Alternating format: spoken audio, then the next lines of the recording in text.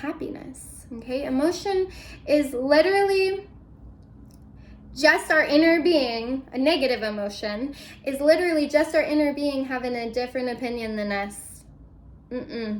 It's saying, I don't believe that.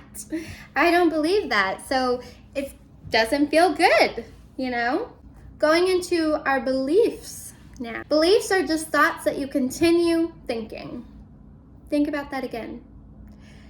The beliefs that we claim throughout our life, sometimes they come from other people. Sometimes you pick up on it because of an experience you had. Regardless, something reaffirmed that belief, that thought, over and over again, so much so that now it is a belief. You've repeated that thought so much that you've created a belief. So that's really great news, because that means that I can change.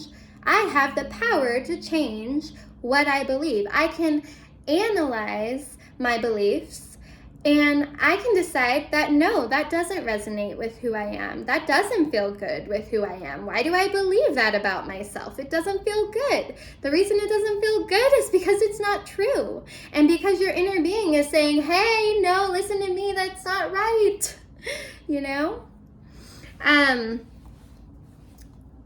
Calling something to you, whether you want it or not, through your focus on it, okay?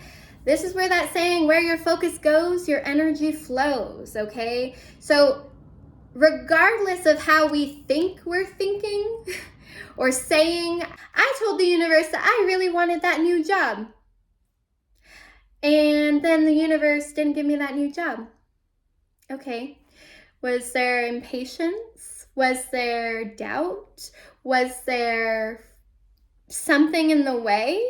Some kind of belief that was holding you back from your vibration matching your desire? That's something that you need to ask yourself. Negative thought becomes a snowball effect, okay? The law of attraction. It's going to attract more negative. If you put negative out there, more negative's going to come. Think about when somebody is complaining in the break room, okay, at work. Oh, God, I just want to go home. This day is taking forever, da-da-da-da-da. Does it spread?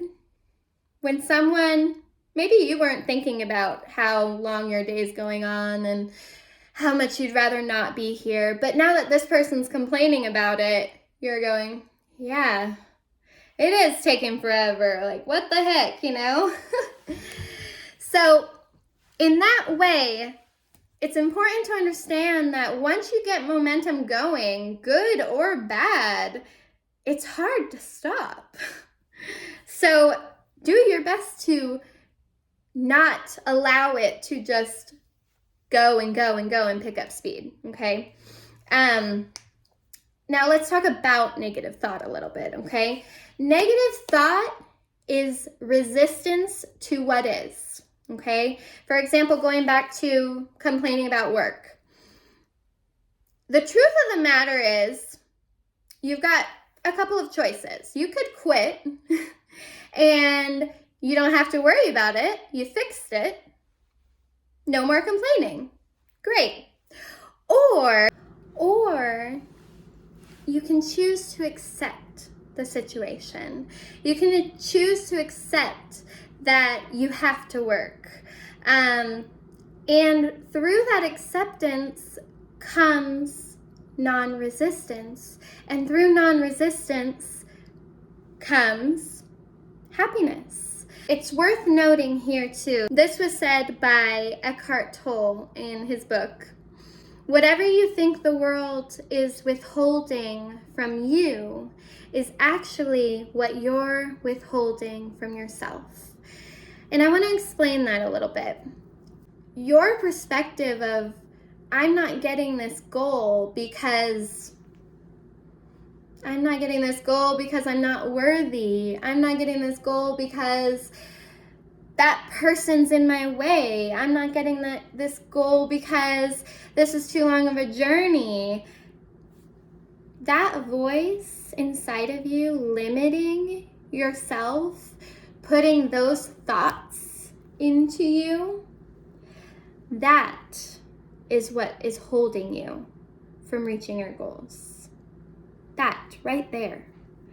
Non-belief of worthiness, not feeling ready. So you're like, okay, well, what should I do? Think back to that law of attraction. Asking and allowing. Okay, you have to ask and you have to allow. And allowing, part of that goes back to non-resistance. It's that belief. Okay?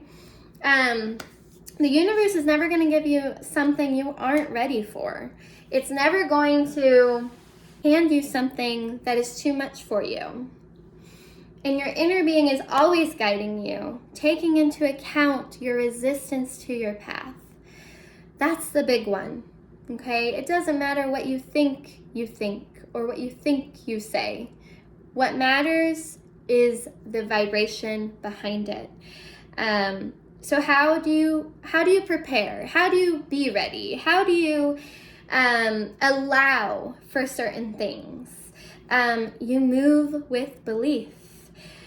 We oftentimes in life, we want, when something goes wrong, we want the condition to change before our feeling about it can change. And that's backwards to the laws of the universe. The universe is like, no, I'm not going to give you something that you're not a match for. So instead, how about you change the way that you feel about that thing, and then that thing will change. Or maybe it won't. If it's something outside of your control, you can still change how you feel. You have control over that. And that's a really, really big thing. So you're like, all right, Sierra, you're running me around in circles. You say, in order to be ready, I have to believe. Yeah. And while you're believing, bring your focus somewhere else.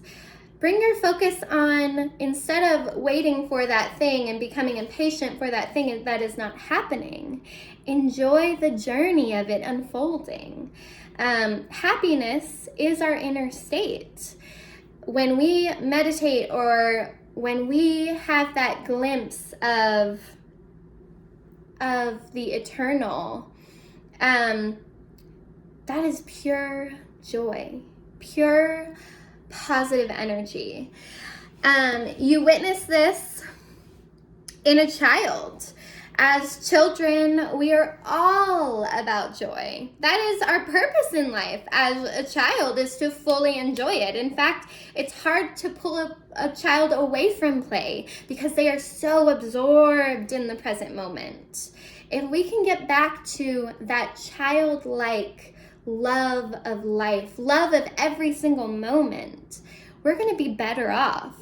Not only because our experience is going to feel better because we're happier, but because by shifting our focus into the now and being grateful for the now, then we're not so focused on what hasn't come here, and that thing can come in its own time.